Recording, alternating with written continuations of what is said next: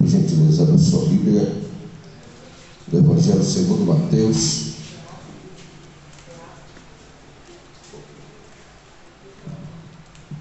capítulo de número 14.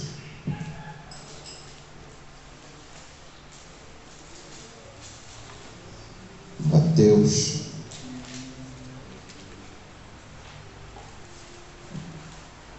capítulo 14.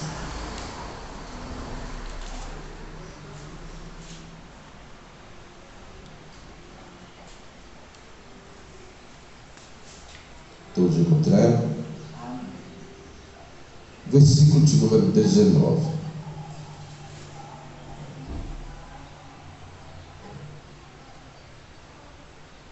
Está escrito assim: e, tendo mandado que a multidão se assentasse sobre a erva, tomou os 5 pães e os 2 peixes, e, erguendo os olhos ao céu, os abençoou, e partindo os pães, deu aos seus discípulos, e os discípulos à multidão.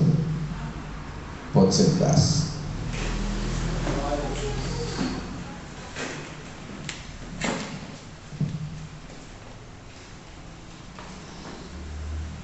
Mais um dia de vitória na presença do Senhor. A Bíblia diz que o servo de Deus, o cristão, aquele que busca Deus com sinceridade, com verdade, ele vai viver numa vida de glória em glória, de glória em glória.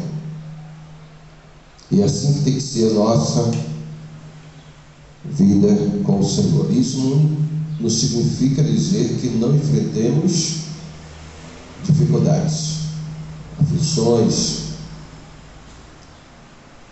mas o fato é que a gente vai vencendo todas.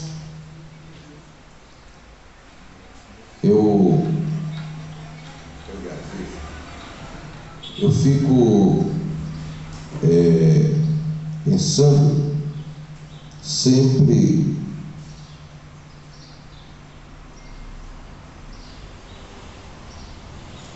pouca gente na igreja está na igreja, mas não é a igreja.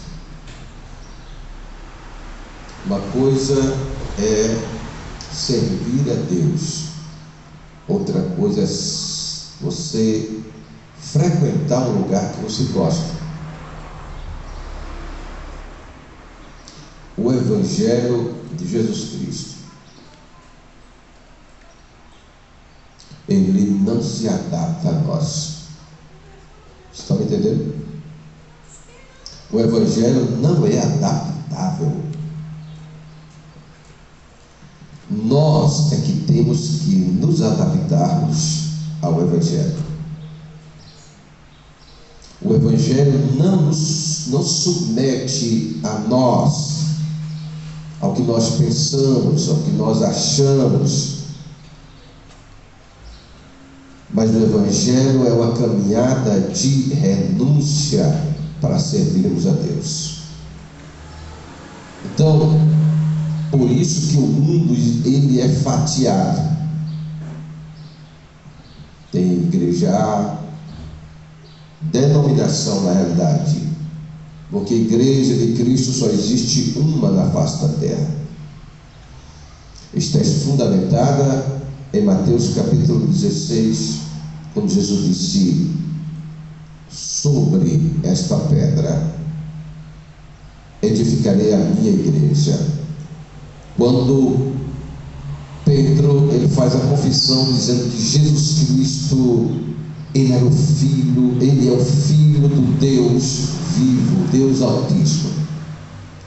Aí Jesus diz sobre esta confissão, mas tem uma religião aí que entendeu que a pedra é Pedro, então a igreja foi edificada sobre Pedro. Não, Jesus estava dizendo: a minha igreja está edificada sobre a pedra, sobre a confissão de Pedro que Jesus Cristo é o Senhor, que Jesus Cristo é o Rei, que Ele vai voltar para buscar a sua igreja.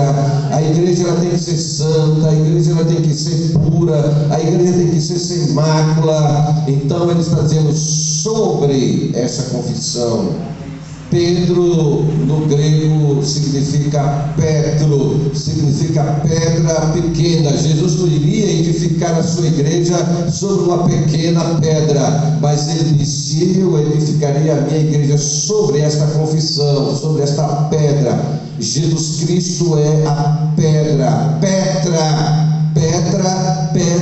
grande no grego. Então a igreja é edificada em Cristo Jesus. O fundamento é os apóstolos, o fundamento da nossa fé, a doutrina de Cristo está nas epístolas. Jesus pregou o evangelho do Reino de Deus.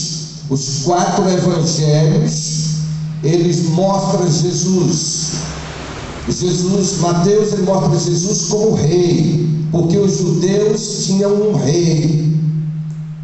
Eles precisavam de um rei, eles estavam sob o domínio de Roma, então ele só conhecia o domínio de Roma. Então Jesus Cristo veio para ser rei. Então Jesus, em Mateus, a linguagem é de Jesus Cristo como rei. Mas quando nós vamos para Marcos, a linguagem é de que Jesus Cristo, ele é um servo, ele veio para servir a sua igreja, ele veio para morrer em nosso lugar, ele veio para nos substituir, porque nós que teríamos que morrermos pelos pecados e mesmo assim não pagaríamos.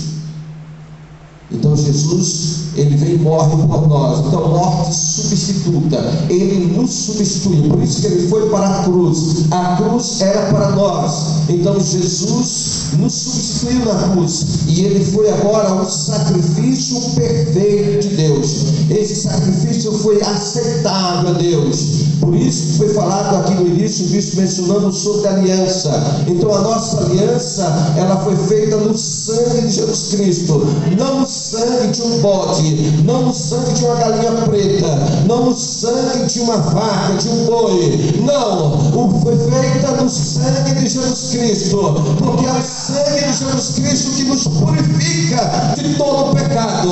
Por isso que a Bíblia vai dizer em 1ª Epístola de João, capítulo 1, o versículo 9, se confessarmos, aliás, Romanos capítulo 10, versículo 9, se confessarmos os nossos pecados, ele é fiel e justo para nos purificar de toda injustiça. Aliás, é 1 João mesmo, capítulo 1, versículo 9. Então nós precisamos confessarmos. Então o que eu tenho visto, aí quando nós chegamos em João vai falar de Jesus Cristo como Filho de Deus, aquele que veio a esta terra para fazer a vontade do Pai. Então entenda isso, igreja não é um passeio aqui neste mundo. Igreja é um lugar de transformação, de mudança, mas não é uma mudança rasa.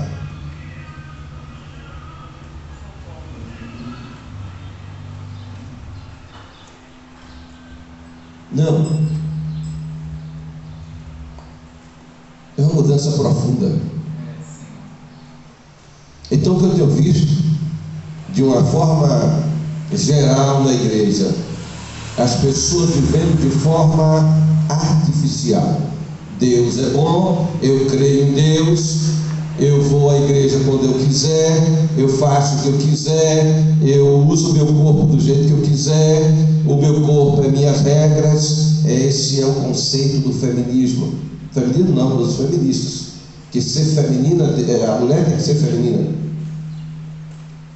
E isso vale para o homem também.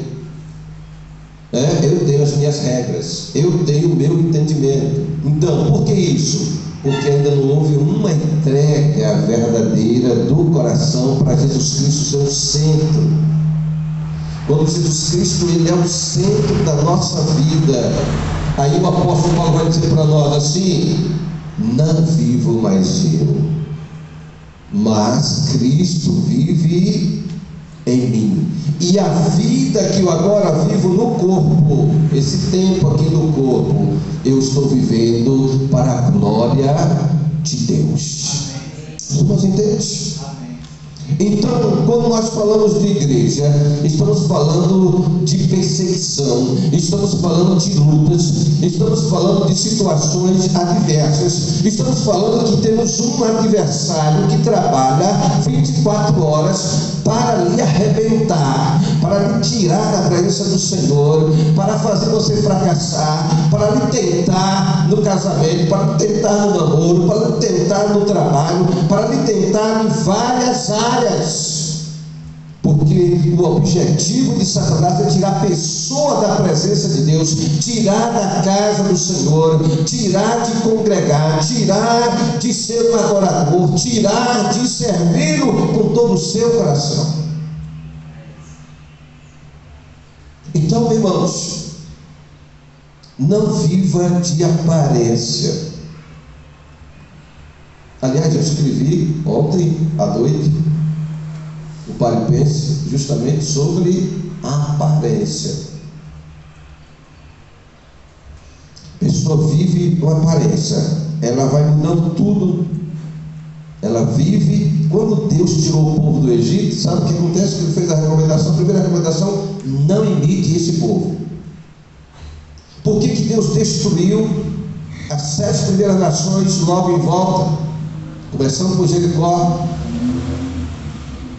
Porque já haviam há anos servindo a Baal, servindo a Astarote, servindo a Quemos, servindo a entidades malignas, sacrificando seus filhos a demônios, pegando seus corpos, fazendo coisas que desagradavam a Deus, prostituições. Tinha até um templo com 1000 prostitutas, onde o sexo dentro do templo era o seu Deus. Tinha uma deusa que ela recebia o culto através do sexo. Então, irmãos, nesta manhã, pare e pense. Se Jesus Cristo voltasse agora, ou se Ele voltar hoje, a sua vida, ela está agradando a Deus?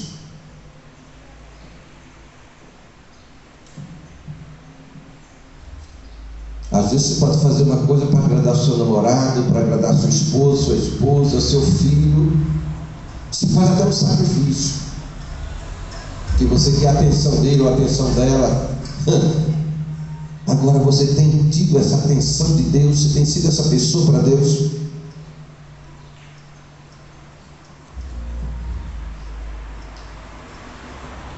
E o apóstolo Paulo vai dizer para nós em Romanos capítulo 12, as Escrituras Sagradas dizem: não vos conformeis com este mundo, mas transformai-vos pela renovação do vosso entendimento. Essa palavra aí, transformação, é uma palavra do grego chamada metanoia. O que significa isso? É mudança de mentalidade.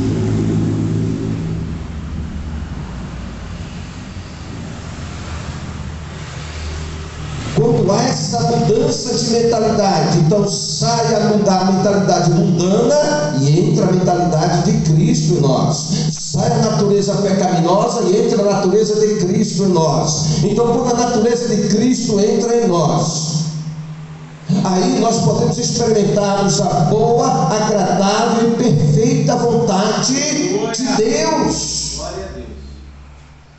No dia que você experimentar um pouquinho da glória de Jesus na sua vida, nunca mais você vai querer experimentar nada deste mundo. No dia que você experimentar um pouquinho só, a menina aqui deu um testemunho, a Beatriz, pediu bater no Espírito Santo.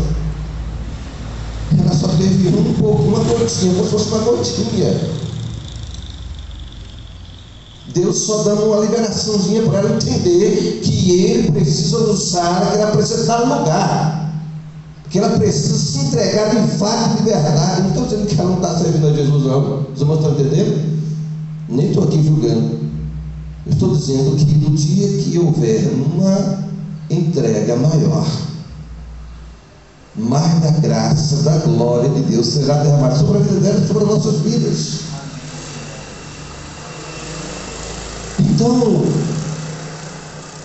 se envolva com as coisas de Deus, se envolva com a presença de Deus. Quando quando Jesus levou Pedro, Tiago e João para cima do monte, ele nem levou os 12 discípulos, ele só levou 3. Jesus sempre faz as coisas, tem que ter alguém para testemunhar. E lá em cima do monte, chamado Monte da Transfiguração, lá em Israel,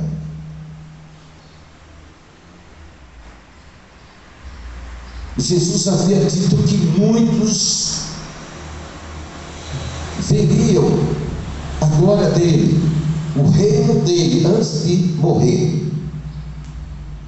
E dos seus discípulos, Pedro, João e Tiago tiveram esse privilégio de estar com Jesus em cima do monte. E quando ele chega em cima do monte, o monte foi um lugar que Jesus sempre usou para ter uma vida de oração. Mas hoje, dentro do conceito teológico, ir para o monte, dentro dos conceitos dos teólogos críticos, ir para o monte é absurdo.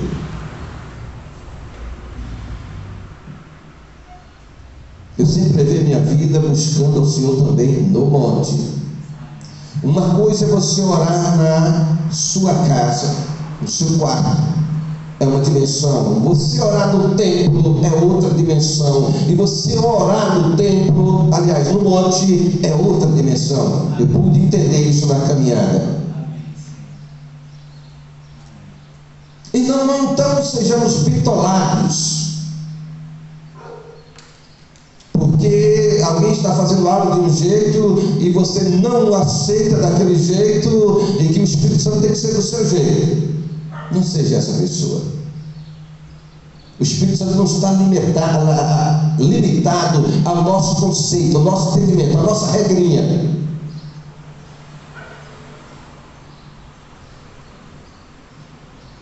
Inclusive no conceito humano hoje, no conceito humano.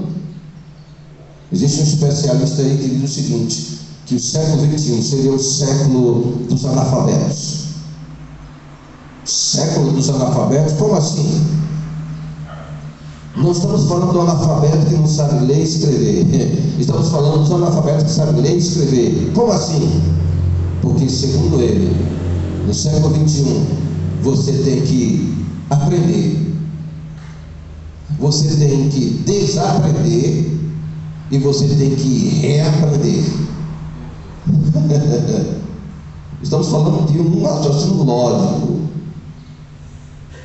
trazendo para o mundo espiritual. Isso acontece na nossa vida quando nós damos liberdade ao Espírito Santo. Então nós saímos de um nível e nós iremos para outro nível. Saímos sempre de um nível para outro nível. É como a semeadura. Você semeia pouco, pouco você colhe. É um nível. Você semeia muito, você colhe. Isso tanto faz semente física de feijão, de milho, de soja, sei lá o que for, como faz também para dinheiro, como para qualquer outra coisa. É semente. Nossas palavras também são sementes. Então sempre que você semeia, você sai de um nível para outro nível.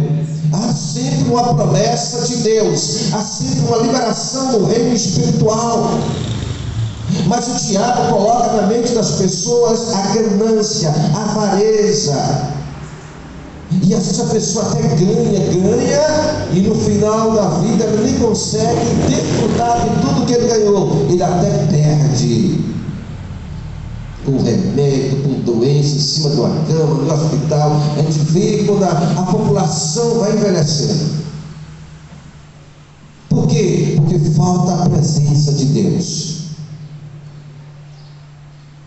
Nós iremos estar com as pessoas essa semana, iremos a partir de amanhã.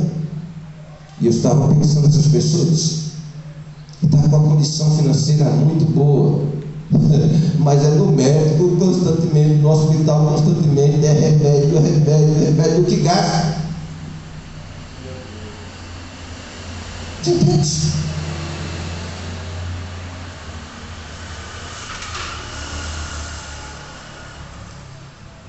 As pessoas estão vivendo o século XXI, mas tem uma palavra chamada DAS. Essa palavra DAS significa o quê? Depressão. O que é depressão? Prisão do passado. Fala comigo, prisão do passado. É depressão. Ele vai se trancar no quarto e vai pensar só na decepção que teve do passado. Está lá em uma prisão. E aí vai começar o diabo fomentar na cabeça dele, no ouvido dele, dizendo assim: suicídio, suicídio, suicídio. Por quê? Porque essa classe que é a alma da pessoa no inferno. Inferno é uma coisa que tem assustado pouca gente hoje. Está tão bom ir para o inferno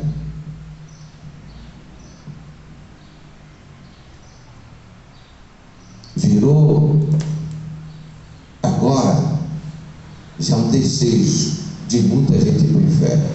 É por isso que existe o satanismo. É por isso que existe templos abertos de Satanás para receber pessoas. Em nome de quê? Do amor ao diabo. Porque ele é bom, porque ele faz coisas boas, ele lhe dá coisas rápidas. Sirva a Satanás porque ele lhe dá coisas rápidas. Mas quando a pessoa chega lá, não é bem assim. Ela vai ter que fazer um sacrifício para Satanás, vai ter que dar a vida dela para Satanás, vai ter que dar o sangue dela para Satanás, vai ter que cortar o corpo dela, vai ter que fazer 40 dias trancado dentro do roncó. Não é assim. E depois vai sair do roncó com uma roupa branca, para dizer que agora está purificado, está aliançado, corpo cortado. Então tem muita gente querendo soluções rápidas. O que importa é que chegue a solução para ela. Se vai para o céu ou para o inferno, não interessa. Mas Jesus deixou bem definido: céu e inferno. Inferno é lugar de tormento eterno, lugar de fogo eterno. Céu é lugar de glória eterna, é o lugar onde não há lágrimas, é o lugar onde não há dor, é o lugar onde não há sofrimento, é o lugar onde estaremos na presença do Senhor, adorando a Ele para toda a eternidade, dizendo: santo, santo, santo é o Senhor, juntamente com os anjos, com os querubins, com os serafins, com todo o exército de Deus. É a alegria perfeita. Então buscar a Deus é e deve ser a nossa prioridade, e não as coisas materiais. Não estou dizendo que você não tem que estudar, tem que se formar, não tem que buscar os seus sonhos, só tem. Mas que o seu coração não esteja nisso, porque se o seu coração estiver preso a você ganhar dinheiro, a você ter isso, ter aquilo, possuir coisas, o Senhor já está fora da sua vida, está fora. Porque Jesus disse que aonde estiver o seu tesouro, aí estará o seu coração. Então, depressão, prisão de quê? Do passado. É o D de DAS. E ansiedade. Prisão do futuro. Fala comigo. Prisão do futuro. Ansiedade é prisão do futuro. A pessoa nem viveu hoje, mas ela já está preocupada com amanhã. amanhã, em viver o amanhã, enquanto ela vai ganhar amanhã, enquanto ela vai ter amanhã, e como é que vai ser a situação dela amanhã. Ela nem viveu hoje. Ansiedade, prisão do futuro. Agora, e vem para fechar o pacote, o tal do estresse. 3 palavrinhas bonitas que são usadas hoje. E a OMS, a Organização Mundial da Saúde, tem trabalhado muito essa questão. Estresse. A pessoa fez uma coisa, não deu certo, aí ela já está estressada, aí ela já quer acabar com tudo. E o que é o estresse? Prisão do presente. Qualquer coisinha, ela pega fogo. Mas não pega fogo para o bem, ela pega fogo para o mal. Por isso que eu amo as Escrituras Sagradas, eu amo a palavra. E Jesus faz um convite para a gente: lança a tua ansiedade, lança o teu cuidado sobre o Senhor. Salmo 54, 55, 17. Lança o teu cuidado sobre o Senhor, e Ele te fortalecerá, porque Ele tem cuidado de ti. O Senhor tem cuidado de ti. Então o nosso corpo, ele é templo do Espírito Santo. Então, se ele é templo do Espírito Santo, eu tenho que ter cuidado com ele, porque ele está habitando Deus. Quem é o Espírito Santo? Deus. O Espírito Santo é Deus dentro de nós, habitando o nosso espírito. Então o corpo tem que ser bem cuidado, mas o nosso corpo ele tem que ser para a glória de Deus, porque o Criador do nosso corpo é Deus.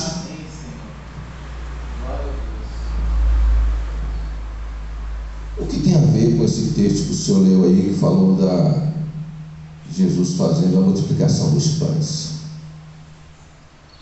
Versículo 19.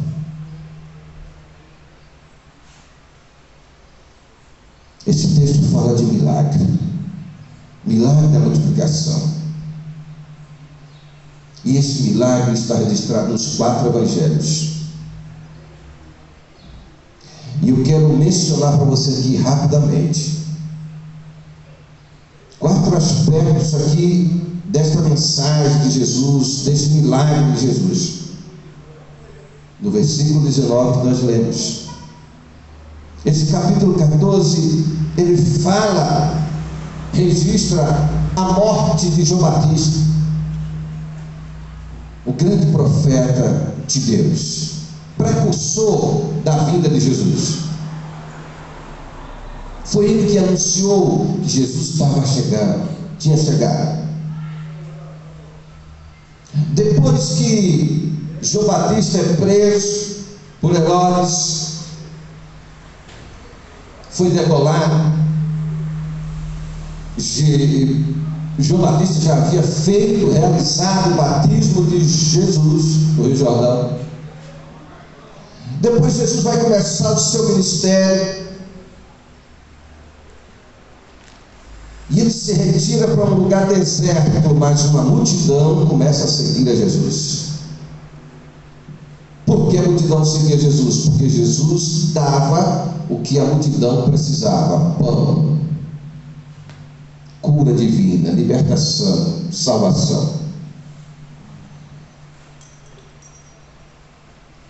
E aí, nesse texto,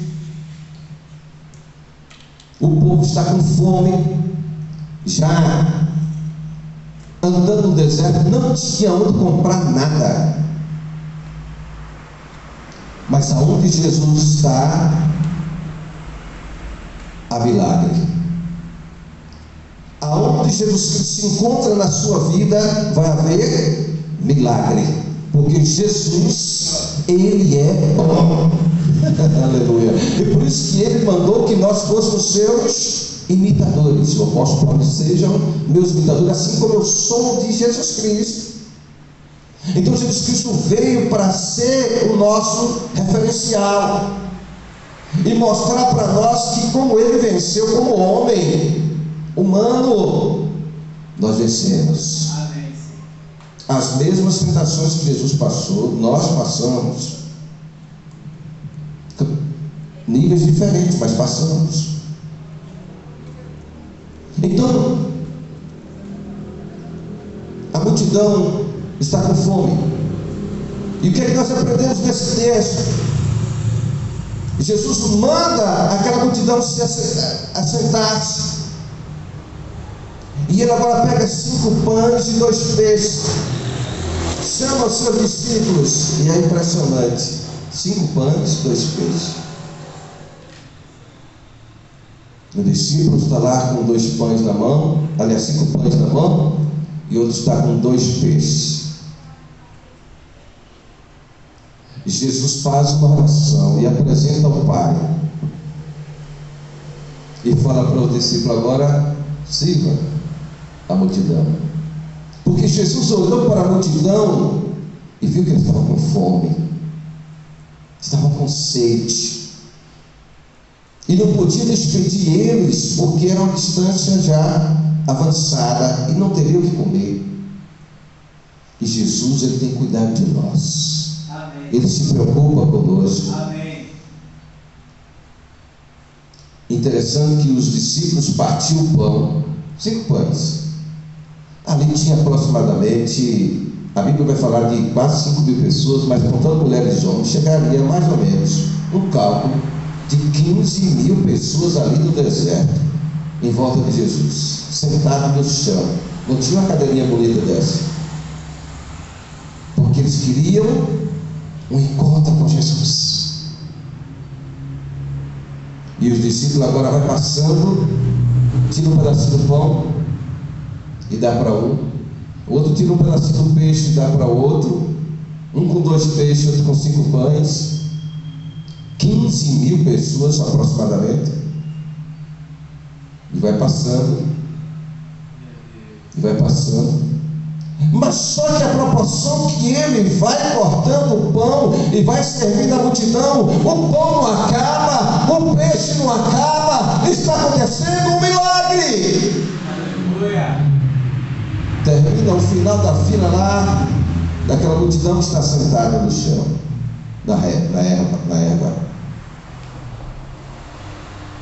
Todo mundo está alimentado, saciado, feliz. Feliz com a presença de Jesus, que faz o milagre, e feliz porque a sua barriga estava cheia, com um pedacinho de pão.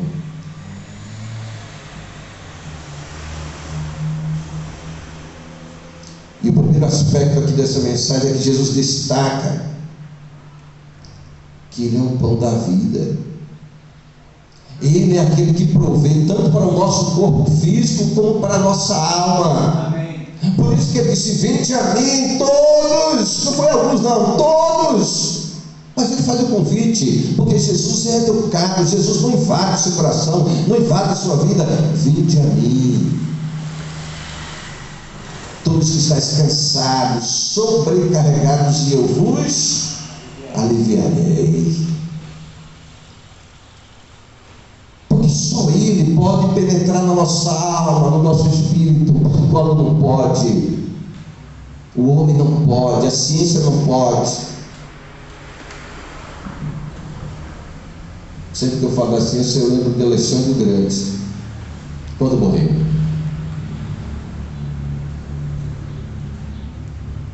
Disse: me leva aí, conduz no meio da multidão com os braços abertos, para mostrar a ciência, para a medicina, que depois que morre ela não pode fazer nada. Não estou tirando o valor da ciência, o valor de cada área, não. É porque o ser humano é limitado. Mas Jesus continua fazendo milagres. Aquela multidão foi alimentada, porque Jesus é o pão da vida.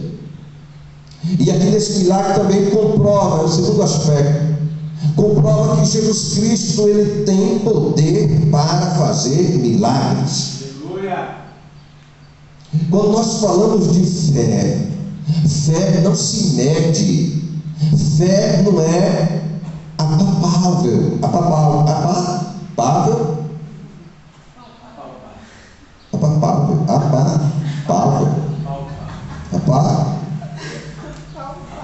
me enrolei agora, né?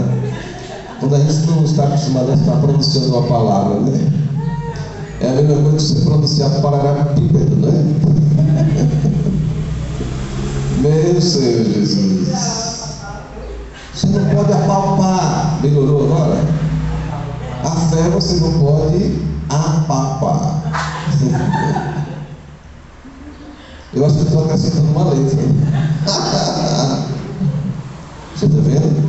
Como é sério? Eu tenho que treinar mais essa palavra. Foi o que o especialista falou: você tem que aprender, desaprender, depois reaprender, para não ficar analfabeto. Analfabeto funcional. O terceiro aspecto dessa mensagem de Jesus é que ela exemplifica sua compaixão pelos necessitados. Jesus sempre tem compaixão dos necessitados. Amém. Você não precisa de palavras bonitas para se apresentar a Deus, de um vocabulário do Aurélio ou de qualquer um outro. E agora já existem vários tipos de dicionários.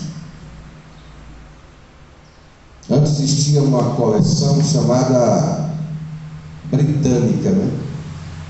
Quem tinha uma coleção dessa, só quem tinha muito dinheiro.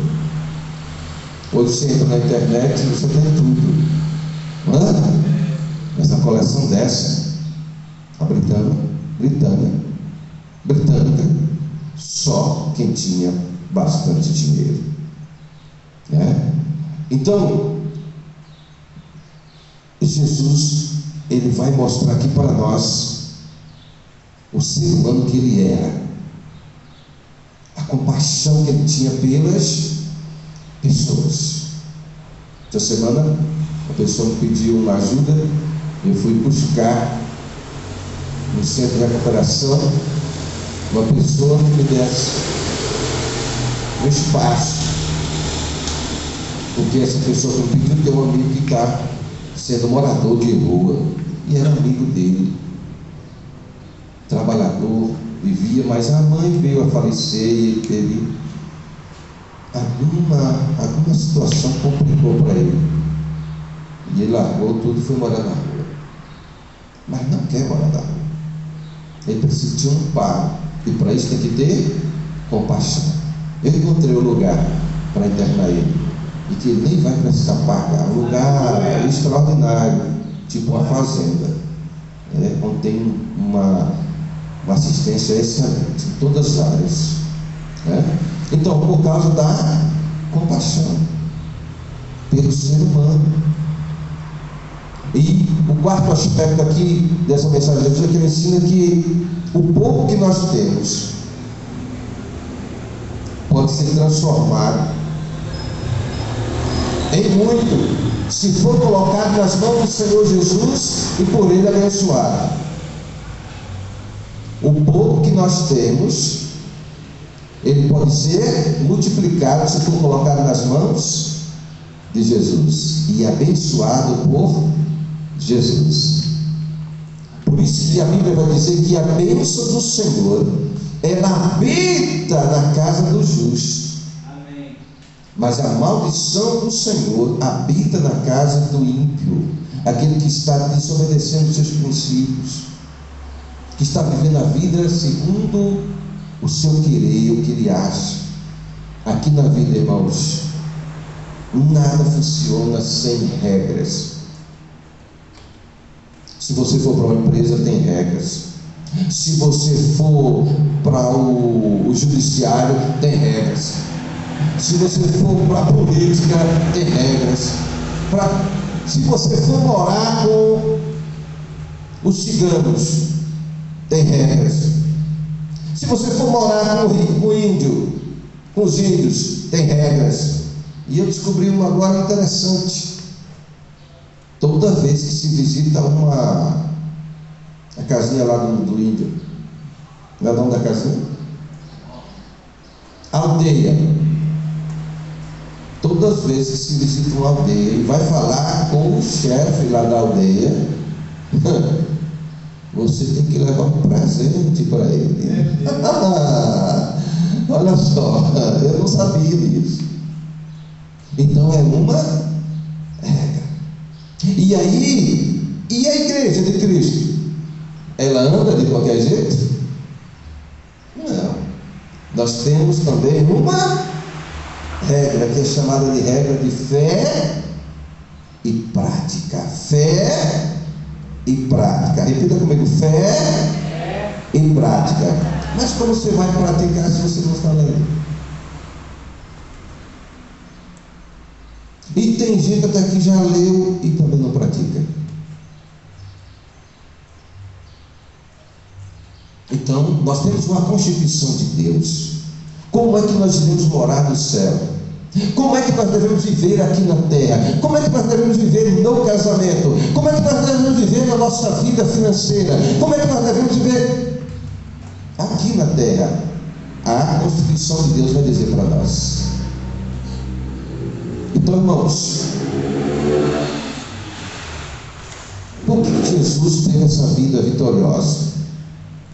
Nós lemos aqui nesse capítulo 14 que quando João Batista foi morto, depois que Jesus assume aqui o ministério, ele está com a multidão e ele supra a necessidade da multidão.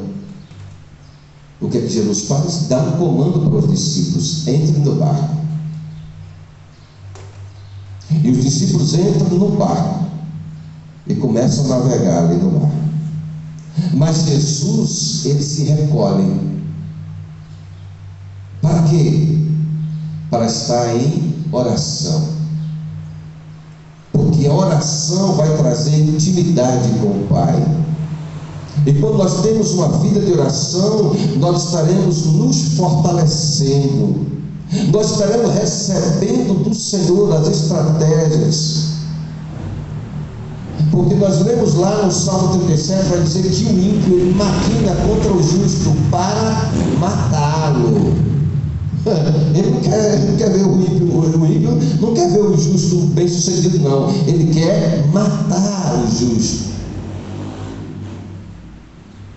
Por isso, por quê? Por causa da inveja. A inveja.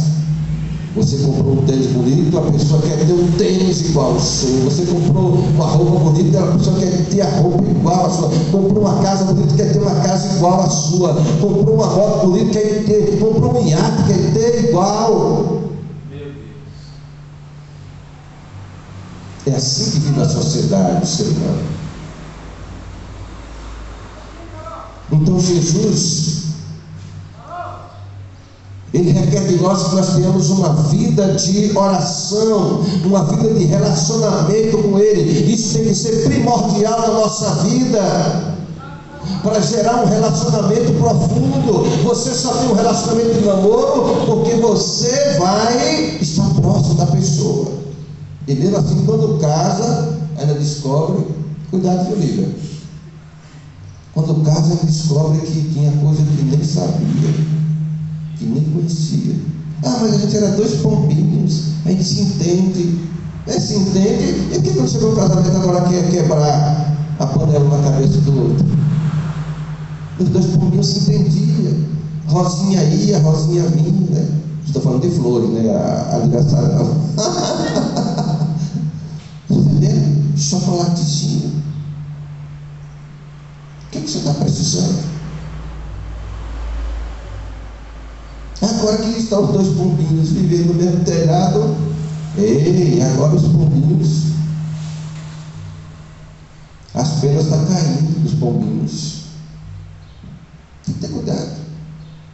Mas quando tem uma vida de intimidade com o Senhor, a Bíblia vai dizer que a mulher sábia, em Provérbios 16, a mulher sábia faz o quê? Edifica a sua casa. Mas a tola derruba com as suas próprias mãos. Irmãos, tem um momento de nós falarmos, um momento de nós ouvirmos.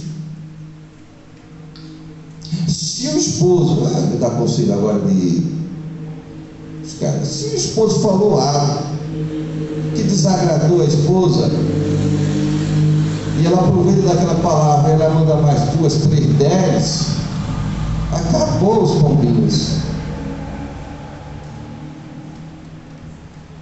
Mas se ela, é como o pai que vai dar correção ao filho.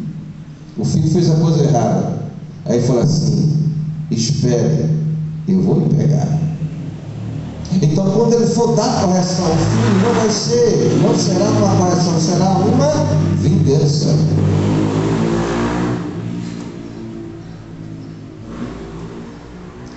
Então, passou o momento, as palavras doeram, aí você agora senta com ele, porque o furor, a ira, aquilo que estava no coração dele já saiu. Olha, você cometeu isso, eu não aceito, isso é desagradável. Se fosse eu no seu lugar, o que é que você faria? Você entende? Mas Satanás está lá por trás, rindo. Vamos ver o que vai dar. Um dia a fogueira vai pegar. A fogueira vai pegar. Porque ele quer separar, destruir, matar, acabar.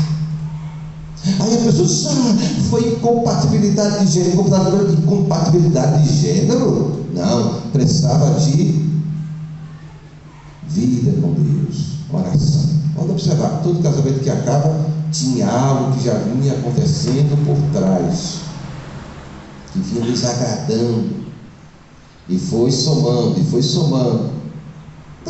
Só que quando mudar de relacionamento para outra pessoa, vai dar o mesmo problema. Por quê? Porque não houve mudança aqui e aqui, o metanoia. Não mudou o metanoia. Aí a Bíblia diz: a mulher sábia edifica sua casa. A mulher administradora. Se ela for uma mulher briguenta, e a Bíblia diz que a mulher briguenta, é melhor você ficar debaixo das goteiras do que ir morar com ela. Ou com o homem também, estão falando dos dois. Não vai bater. Não vai bater. E por isso que eu amo a palavra, porque ela tem instrução para tudo, para nossas vidas. Então tenha uma vida, dê prioridade no seu relacionamento com o Senhor.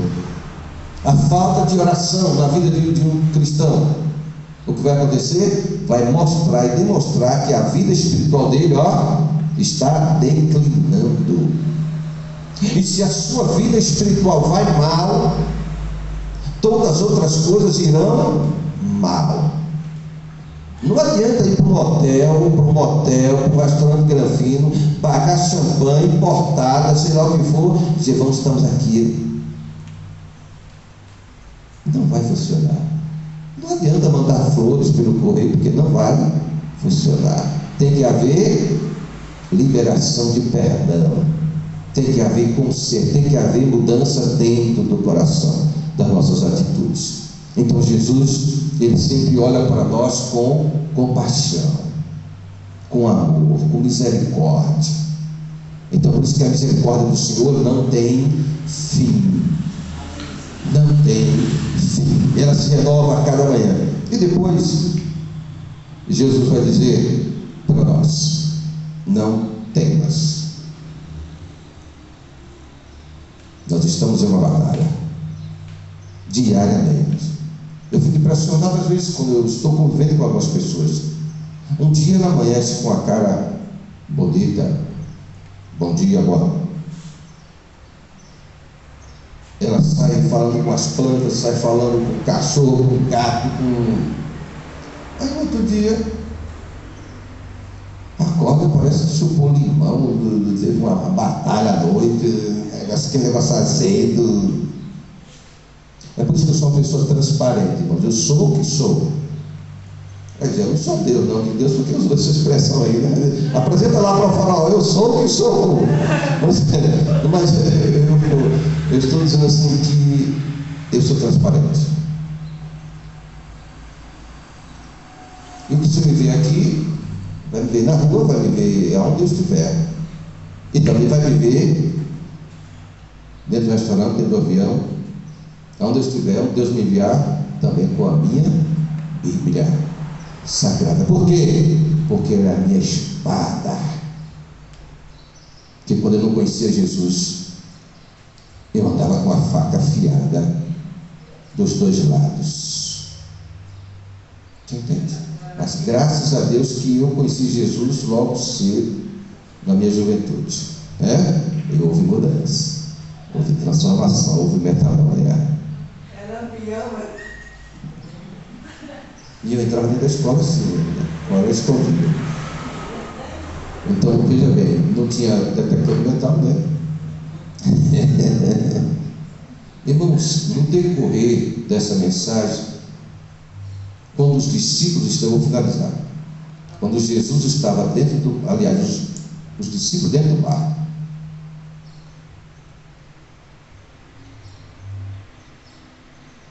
a vigília tem 4 vigílias. A noite, aliás, tem 4 vigílias. A primeira vigília vai das 21 até a 0 horas. Aliás, desculpe, das 18 horas até as 21. Primeira vigília. Segunda vigília vai das 21 até as 0 horas. Terceira vigília vai das 0 horas até as 3 horas da madrugada. A quarta vigília vai das 3 da madrugada até as 6 da manhã. E a Bíblia vai dizer, vai registrar aí nesse capítulo, que na quarta vigília os discípulos estavam dentro do barco e apareceu uma tempestade, um vento forte. A sua fé é provada, a minha fé é provada, nós somos provados. Mas Jesus estava onde? No monte em oração. O barco iria afundar, mas Jesus, cheio do Espírito Santo já revelou: olha, vai lá no barco que vai afundar. E Jesus agora sai do monte, vai em direção aos seus discípulos lá no barco, mas só que Jesus não tomou um jatinho particular, não tomou um helicóptero. Jesus vai contrariando a lei da gravidade e ele vai caminhando sobre as águas. Aleluia. O pescador, a maioria dos discípulos eram pescadores. Pescador, quando está no mar, em algum lugar distante, ele costuma ver fantasma. Então, quando eles viram Jesus andar sobre as águas para ir prestar socorro a eles, eles não entenderam dessa forma. Eles não viram Jesus, eles viram um fantasma. Por que eles viram um fantasma? Eles já tinham visto outras vezes,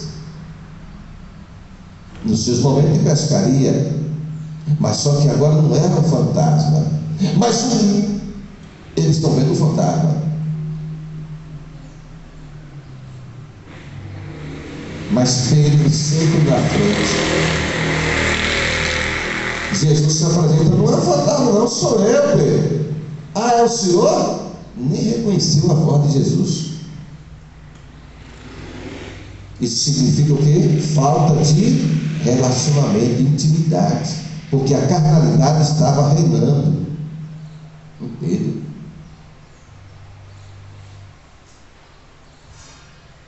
Jesus: sou eu, Pedro. Ah, é o Senhor? Se é o Senhor, sim, é dúvida. Se é o Senhor, manda eu ir sobre as águas caminhando também. Aí Jesus: vem, Pedro. E Pedro vai andando sobre as águas. Primeiro o homem, depois de Jesus, a contrariar a lei da gravidade. Está andando Jesus, parado lá nas águas, e Pedro andando. Vem. E Pedro está com os olhos fitos em Jesus. E a tempestade enorme vem batendo do lado, vem batendo do outro. E Pedro caminhando, olhando para Jesus. De repente, Pedro caiu na realidade. Será que sou eu mesmo andando sobre as águas? Eu já tive sonho andando sobre as águas. É um negócio gostoso, viu? Correndo sobre as águas. É só sonho mesmo. Aí Pedro tira o olhar de Jesus. E quando ele tira o olhar de Jesus, o que acontece? Começa a afundar. Porque entrou uma coisa chamada medo. O medo é uma arma que o diabo usa para destruir projetos, para destruir planos, para destruir vidas. Medo. Quando Satanás se manifesta, quando ele lança alguma seta, alguma coisa. Ontem eu estava, minha coluna, nossa, até eu respirava, não conseguia. Cai fora, demônio. Coloquei a mão em cima do meu ombro. Sai agora, em nome de Jesus Cristo. A respiração, a coluna é um negócio que paralisa a pessoa. É impressionante. Pedro tirou o olhar de Jesus. E toda vez que nós tiramos o olhar de Jesus e focamos no mundo, vai acontecer o quê? Vai ver só o Egito. E quem é que está do lado da árvore esperando? Satanás esperando para abraçá-lo. E vai abraçar onde? Em alguns lugares que diz que tem muito amor, mas que serve ao diabo. Pedro começou a afundar. Mas quando ele começa a afundar, que iria perecer, ele pede socorro a Jesus. E quando ele pede socorro a Jesus, Jesus estende a sua mão e levanta. E Jesus dá uma correção em Pedro, dá uma cajadada em Pedro e diz: por que duvidaste? A dúvida é outra arma de Satanás para levar a pessoa ao fracasso. Dúvida. Está caminhando, está indo bem, mas agora tirou o olhar de Jesus e está olhando para o mundo. Vai afundar.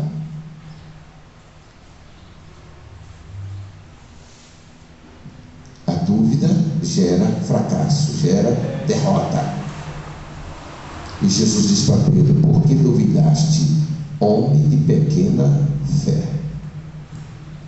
Jesus pega Pedro pela mão, tira, começa a caminhar com ele, chega até o barco, adentra no barco, e quando Jesus entra dentro do barco, a tempestade parou. Aleluia. Cessou, porque Jesus manda no vento, manda no sol, manda no mar, manda na terra, manda nos anjos. Amém, e manda em tudo. Então não saia da presença do Senhor. Permaneça com seu olhar fito em Jesus, porque o nosso socorro vem de Jesus.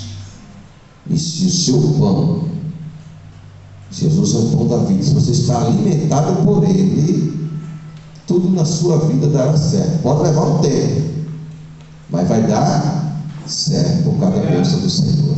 Amém? Deus te abençoe. Vida e paz para você.